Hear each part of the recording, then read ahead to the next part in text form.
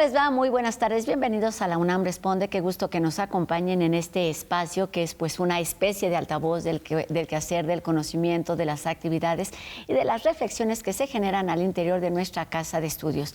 Hoy en la entrevista comenzaremos platicando sobre la importancia de los jardines botánicos que tienen ya un día de celebración y en nuestro país sucede cada 28 de abril. Además los invitaremos a disfrutar del taller coreográfico de la UNAM y también de las salas de cine aquí en el Centro Cultural Universitario. Y bueno, como sucede de forma frecuente, conoceremos una nueva historia de UNAM Global TV. Quédense con nosotros, comenzamos.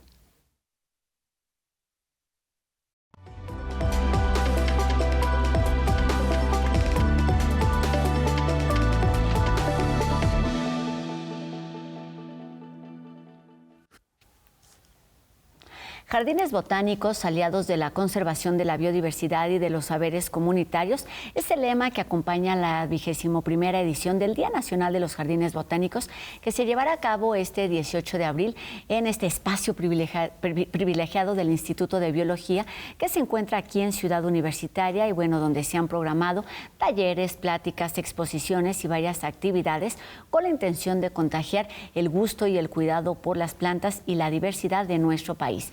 De esta celebración que tiene una clara intención, platicamos esta tarde con la doctora en Ciencias Biológicas, Mariana Vallejo Ramos, quien es responsable del Laboratorio Conservación y Manejo de Comunidades Vegetales aquí en este Jardín Botánico. ¿Cómo estás, Mariana? Bienvenida a la UNAM Responde.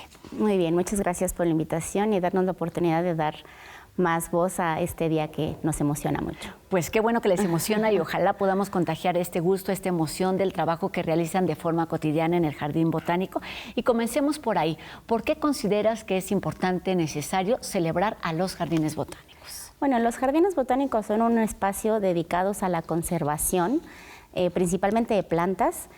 Claro, como su nombre indica, pero ahí también realizamos investigación no solo de las plantas, sino inclusive de las interacciones que tienen también con animales u otros organismos. O sea, son espacios muy importantes, es una conservación que se llama ex situ, es decir, acá traemos parte de la biodiversidad del país, por ejemplo, o del mundo, donde mostramos pues las distintas especies, su importancia pues biológica, ecológica y también cultural, por supuesto. Entonces, pues son espacios muy importantes y nos interesa también pues darlos a conocer a la sociedad en general. Además de ser, ¿no?, muy bonito, yo siempre digo que el Jardín Botánico de nuestra universidad es un oasis para escapar del ruido, del ajetreo, no solo de Ciudad Universitaria, sino de la ciudad completa. Pero es importante hablar de lo que ahí sucede. ¿Qué tipo de acciones, actividades? Pienso, por ejemplo, en la polinización, que es quizás lo más básico, lo más evidente, pero ¿qué más puede suceder y debe suceder en un espacio como este? Bueno, un espacio de conservación busca también tener las condiciones ambientales también que se requieren para que las plantas sobrevivan ahí, ¿no? Entonces, claro, tener un buen suelo, por ejemplo. Y entonces en el suelo también se dan muchas interacciones. Tenemos hongos, tenemos animales pequeñitos que inclusive no vemos que están ahí interactuando con las plantas para que ambos puedan sobrevivir. En sí, la planta como tal, ¿no?, tiene toda una historia evolutiva, las que mostramos en los jardines, ¿no? Además de una importancia ecológica, como dices, la polinización es una de ellas, no es la única, es de las más llamativas e importantes, sí, para su reproducción, pero también tenemos inclusive los que llamamos visitantes florales, yo digo, también tienen derecho a comer néctar aunque no polinicen de alguna manera. Entonces, bueno, pues se crea toda una red alrededor.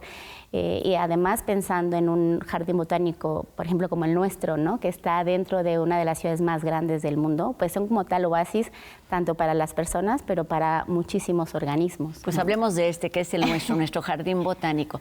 Para entenderlo, hemos hablado aquí en algunos otros momentos, pero nunca está de más recordar su importancia y la forma en la que está conformado. El Jardín Botánico del Instituto de Biología, que se encuentra aquí en Ciudad Universitaria, está conformado por colecciones vivas. Eso es un jardín biológico.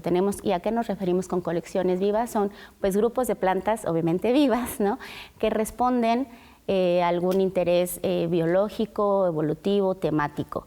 Entonces, en nuestro caso tenemos 14 colecciones vivas dedicadas a grupos de plantas, como tenemos la Colección Nacional de Agaváceas y Nolináceas, por ejemplo, la Colección Nacional cactáceas, ¿no? Entonces, donde buscamos representar pues, esa diversidad en México en ese espacio pequeño.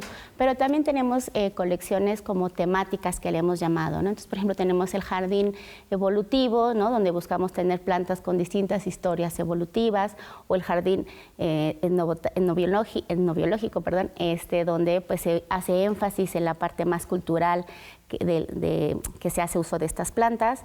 Yo soy la curadora del Jardín de las Interacciones, donde buscamos poner énfasis en la planta nativa del centro de México y sus interacciones, polinizadores, visitantes, micorrizas, personas, ¿no? Entonces, hay un poco de todo. Qué interesante, además un universo que no se agota. Entre más conoces, me parece, a detalle, más preguntas y más inquietudes deben irse resolviendo desde la ciencia, desde la investigación. Y bueno, pues por todas estas razones se lleva a cabo este 18 de abril, el Día de los Jardines Botánicos, que este año tiene como lema Aliados de la conservación de la biodiversidad y de los saberes comunitarios.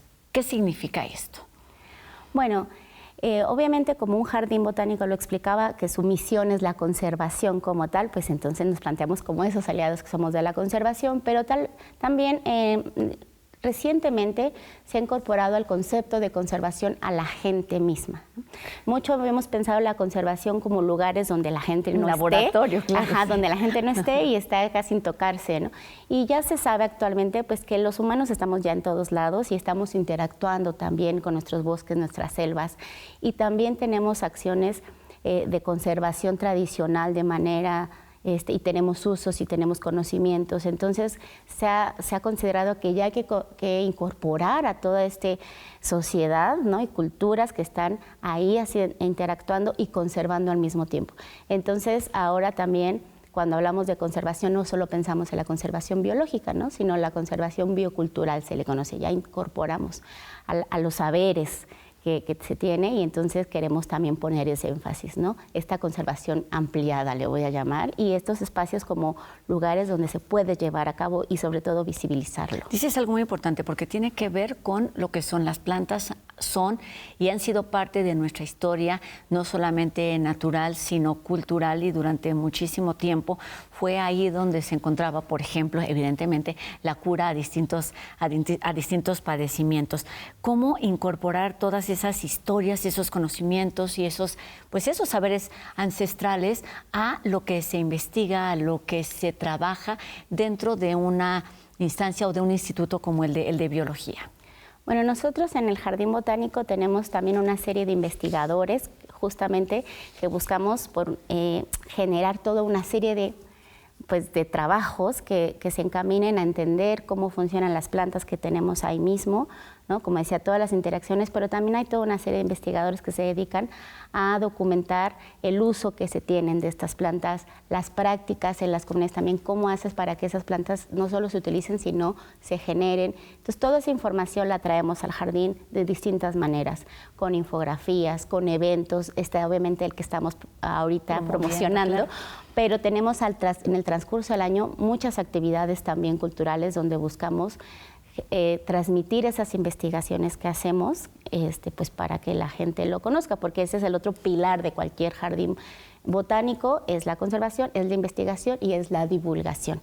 Y entonces esa es la otra gran labor que tenemos que hacer, no solo pues hacer investigación y llevárnosla a otro lado, sino darla disponible.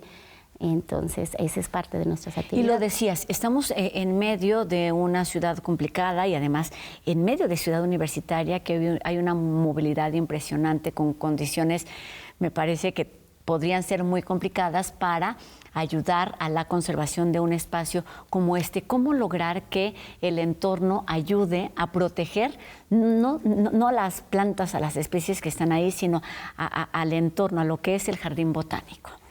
Bueno, justo tenemos un reto mayúsculo. Estamos rodeados pues, de obviamente muchos estudiantes que tenemos la fortuna de que asisten, mucha gente también, sobre todo los fines de semana, asiste con las familias completas. Y sí, por supuesto, tenemos pues, ciertas reglas para que este espacio se conserve como tiene que conservarse. Para que lo podamos seguir disfrutando. Exacto, ¿no? Entonces, si por ejemplo, no se permite que entremos con alimentos, son pequeños detalles que nos ayudan a mantener. Tenemos, por ejemplo, fauna, pues sí nativa, pero también alguna pues que no debería estar ahí y que, por ejemplo, si dejamos restos de comida, estamos favoreciendo a fauna que no es benéfica, ¿no? Digamos.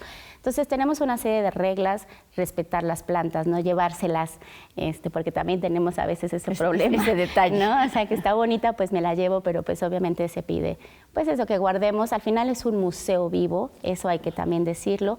Entonces no es como tal un parque de diversiones, es un espacio donde sí uno puede ir a caminar, a recrear, a aprender, pero pues sí tenemos ciertas reglas para el cuidado. Claro, y debe ser así, debemos respetarlas. Y justamente este Día de los Jardines Botánicos es una oportunidad no solamente para disfrutarlo, sino para conocer lo que sucede y lo que hacen ahí de forma cotidiana.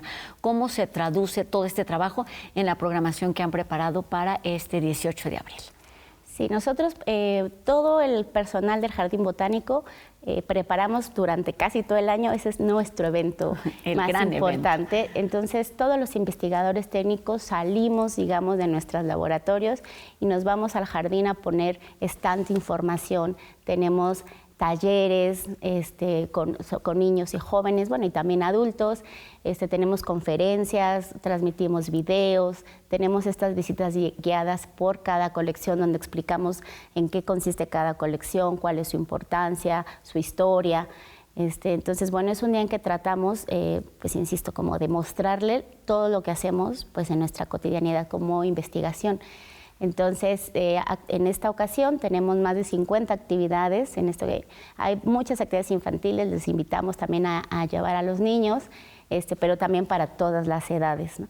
Empezamos desde las 10 de la mañana hasta las 5 de la tarde, así que tenemos un rango amplio. Completa. Les invitamos a ver también el programa porque hay actividades con horarios y hay actividades continuas, ¿no? Inclusive hemos llegado a tener obras de teatro. Entonces, bueno, es muy diversa la creatividad, digamos, para pues mostrar un poco de todas estas actividades. Y forma parte, me parece, además del reto de hacer difusión de la importancia del trabajo que realizan en este instituto. Cuéntanos de algunas actividades. Me platicabas de un taller de agaves y lo que implica no solamente para ustedes como investigadores o para el jardín en este entorno universitario, sino precisamente pensando en la biodiversidad y en la riqueza de un país como el nuestro. Sí, un ejemplo que puedo dar, que es la actividad que yo voy a realizar en este día.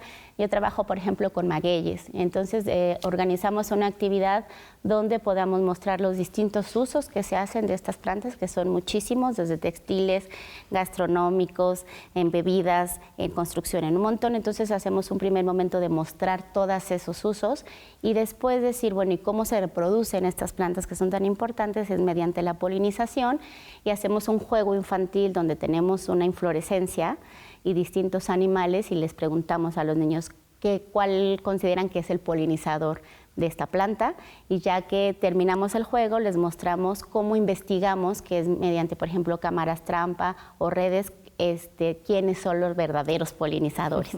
Y les mostramos un videíto ya de las imágenes de estos polinizadores. Entonces, es una actividad que va como transitando en estaciones, por dar uno de los ejemplos de las cosas que podemos hacer. Creo que no podemos seguir avanzando sin hablar de la importancia de lo que significa la biodiversidad en un país como el nuestro, pero a nivel global, de lo que significa en cuanto a el equilibrio mismo del planeta y de la vida, que lo es todo.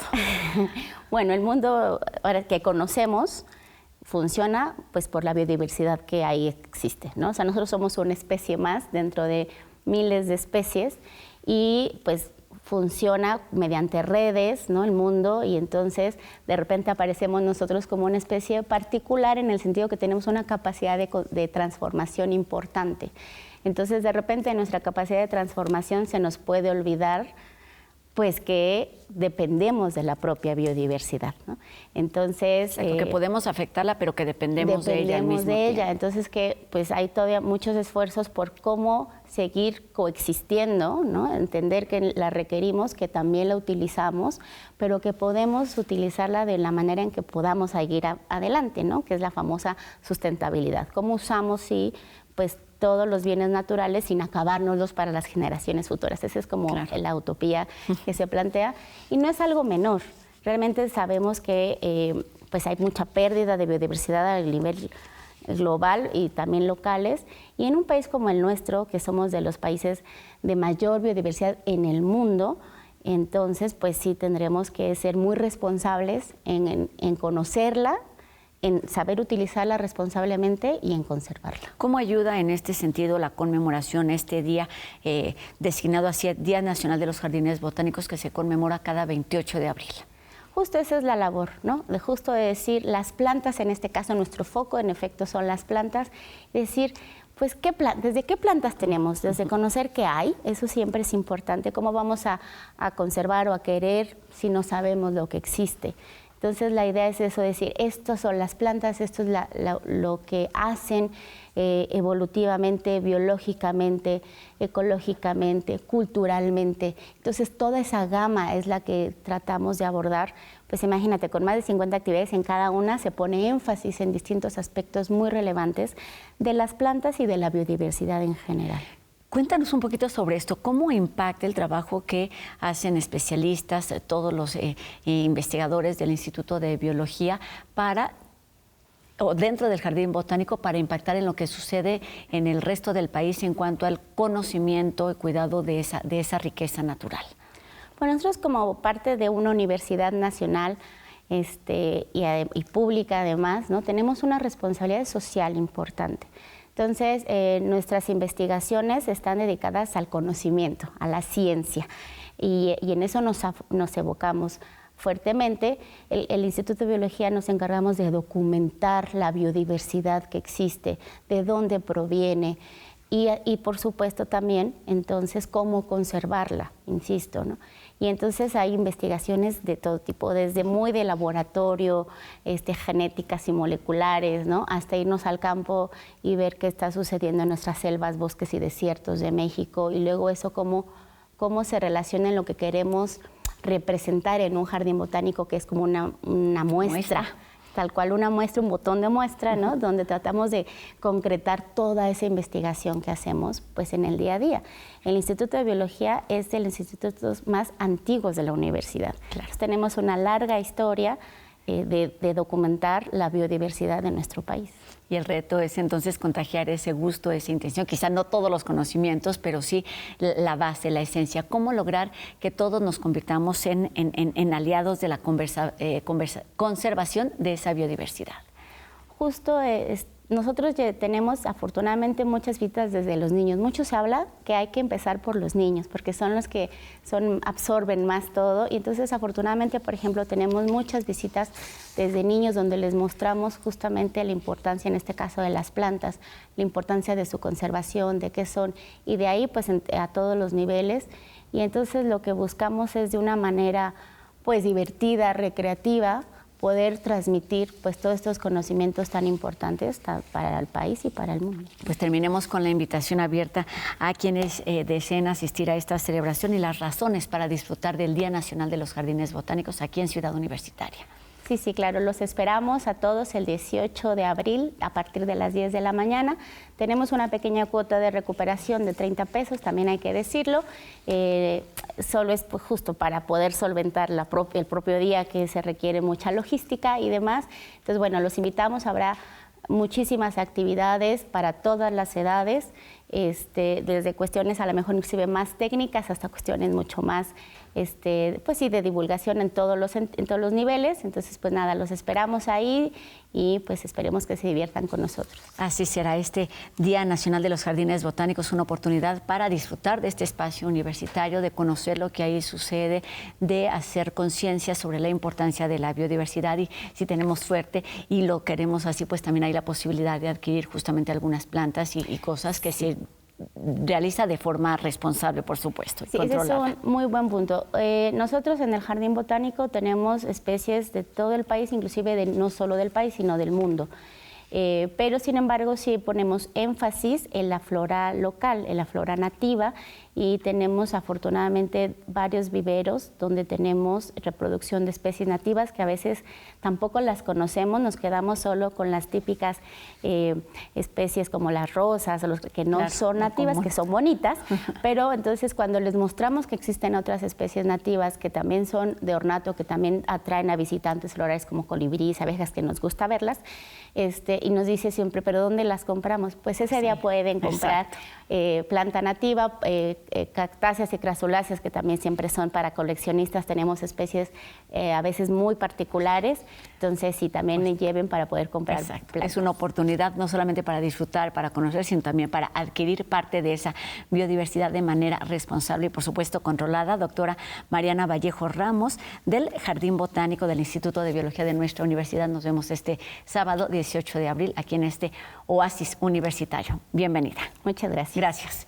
Y bueno, cambiamos de tema porque el emblemático taller coreográfico de la UNAM, con 90 años de historia, nos invita a vivir un domingo inolvidable también a partir de la sinergia de danza y música. Voz y Cuerpos es la presentación de 5 piezas dancísticas inspiradas en composiciones corales que forman parte de la temporada 115 titulada Puentes al Futuro, donde se refleja la visión de la maestra Gloria Contreras en piezas como Ave María, Dueto Razumovsky, Dos, Bachana y Sinfonía de los Salmos. Se trata de una presentación donde la música se hace movimiento y la siguiente función es este domingo 19 de abril en la Sala Miguel Covarrubias del Centro Cultural Universitario. Los boletos ya están disponibles tanto en línea como en taquilla.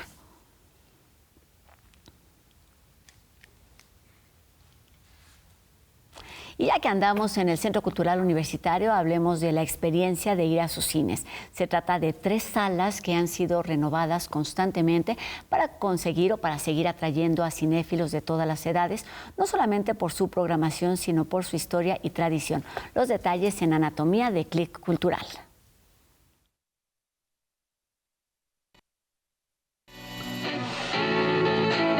En el Centro Cultural Universitario existe un espacio que mantiene viva la experiencia del cine. Vayamos juntos a conocer su anatomía. En 1982, el arquitecto Orso Núñez llevó a cabo la construcción de 2 salas cinematográficas, la José Revueltas y la Julio Bracho, nombres de figuras relevantes para el cine mexicano del siglo XX. La tercera sala, nuevamente a cargo de Orso Núñez, es mucho más reciente. Se inauguró en el 2012 y su nombre celebra al polifacético escritor y amante del cine Carlos Monsiváis. Mientras esperas el momento de ingresar a ver la peli, el lobby es un espacio agradable con buena iluminación para pasar el tiempo platicando, leyendo o recorriendo los carteles de cintas clásicas que se exhiben.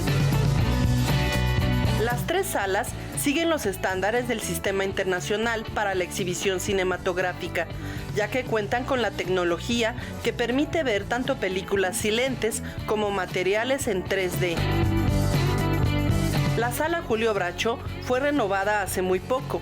La proyección pasó de ser de luz neón a luz láser, lo que permite un ahorro de energía, mayor nitidez de imagen y una gama de colores más amplia. Se renovó la pantalla a blanco mate, que tiene un mayor aprovechamiento de luz. Además, se sustituyó todo el sistema surround de la sala para mejorar la definición de sonido. Con la remodelación, la Sala Julio Bracho quedó lista para recibir a más de 150 personas y, como dato curioso, fue una de las 15 salas en toda la Ciudad de México que exhibió Frankenstein, de Guillermo del Toro. Estas 3 salas ofrecen al espectador la posibilidad de disfrutar de buena parte del acervo de la Filmoteca de la Universidad y además son sede de diversos ciclos y festivales, como el Internacional de Cine de la UNAM. Así que durante el año es posible apreciar cine de la mejor calidad a precios muy accesibles. Las salas Julio Bracho, José Revueltas y Carlos Monsiváis del Centro Cultural Universitario son un referente de calidad e innovación en el ámbito cultural universitario y también en la Ciudad de México.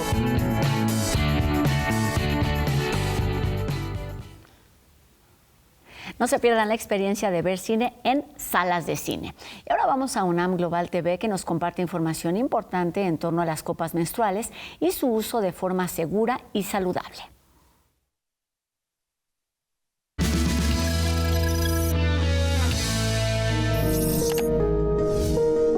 ¿Quieres usar copa menstrual en lugar de toallas o tampones?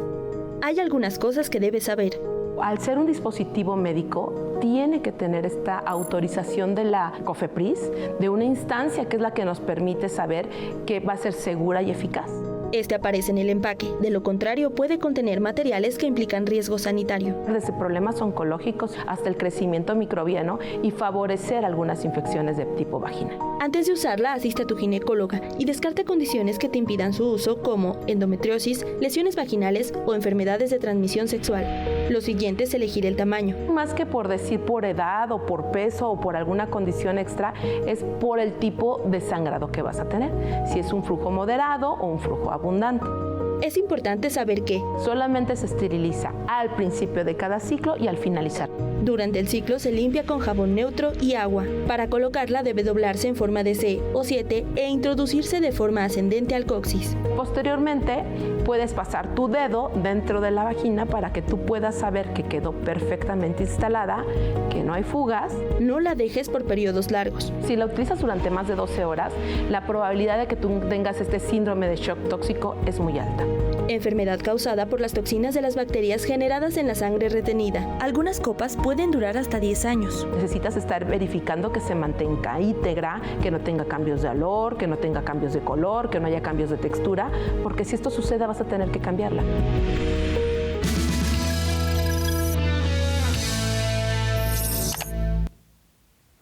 Con esta información importante terminamos nuestro programa de hoy. Agradecemos a Fernanda Ramírez su participación en la interpretación de lengua de señas mexicana y a todos ustedes los invitamos a que nos hagan llegar sus dudas, sus comentarios y sigamos haciendo juntos La UNAM Responde a través de las redes sociales que ustedes ya conocen y aparecen en este momento en nuestras pantallas.